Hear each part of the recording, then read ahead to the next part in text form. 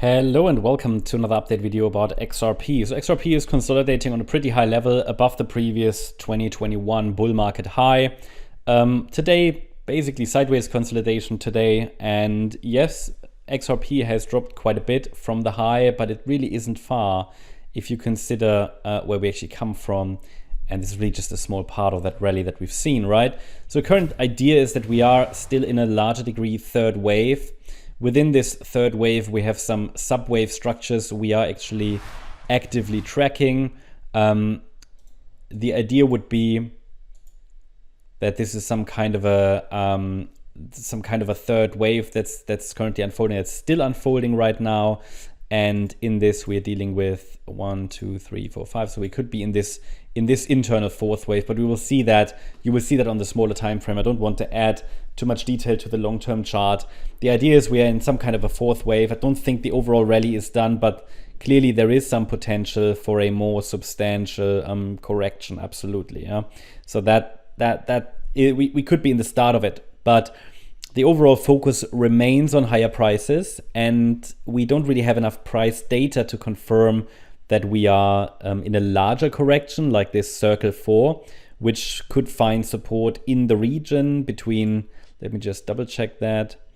If this is the 1, 2, yeah, it should actually be, so this one should actually be located between $1.05 and $1.79. The one we show on the smaller time frame, I think, starts at $1.12. But that's not far away from each other anyway. But the support is quite far away from where we are right now.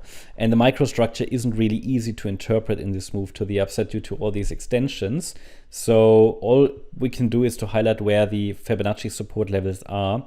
And then we can track the microstructure in parallel to understand if we are in a corrective mode or if we're actually in the next move to the upside. And at the moment, we seem to be in a corrective mode, which means rather either sideways consolidation, which could be some seemingly random up and down movements without really committing to any clear direction, because corrections are often just phases of indecision, or we see a correction over price, which could indicate a bit of a sharper pullback, which however then hasn't started yet. So overall, the idea is that in this entire move up, which I consider a larger degree fifth wave here, that in this we should move up further. Let me just shift that to the left.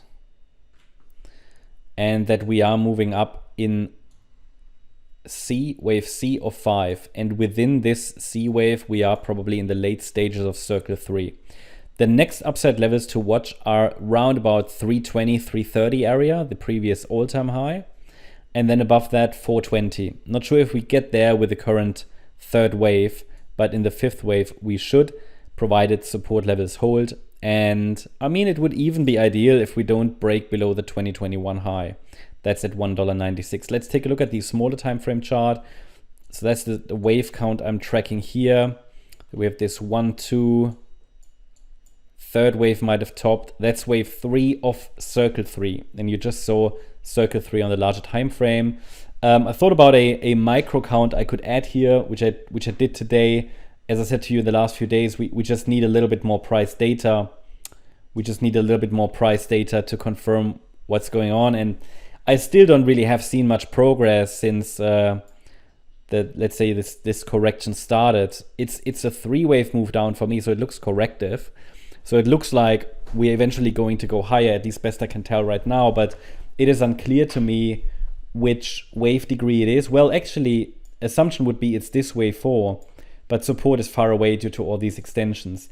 There is some weak micro support between $2.06 and $2.33, which could easily extend obviously higher, yeah, from here, but I don't see a clear path for higher. So I don't see any clear pathway that would suggest we're going higher more directly. It can be, and for anybody who's believing in it, I mean, you can use that Fibonacci support area to watch for some reversal signals. And again, it's between 233 and 206 with additional support at 221. But it's we haven't seen any impulsive reaction to that low, right? There's no impulsive reaction to the Fibonacci levels yet. So therefore, I see this as a potential B wave, but don't think I'm I have a much confidence into the microstructure. I mean, this is definitely how you can interpret it, like an A wave down, probably an A, B, C, or WXY in this, probably a WXY actually, in this wave A. Then this could now be a B wave bounce and we go down in wave C eventually. And then after the C wave is done, you know, we can watch if we see an impulsive reversal. But I would need to see a bit more price that it could also turn into a triangle, right? This could spend some time just moving sideways. So all I can do is to highlight the support levels. We can watch this micro support area, then the 196 level, but below 196, this larger support area comes into focus. Either way, there is currently no sign that a substantial low has formed. But for anybody who wants to look for, you know, the possibility of direct upside extensions, you can certainly watch this micro support area. But as I said, I don't see a very clear direct pathway for higher prices from here.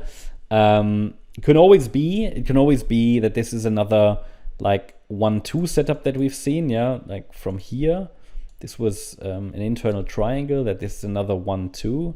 Then we would do this, but that is highly speculative and not expected.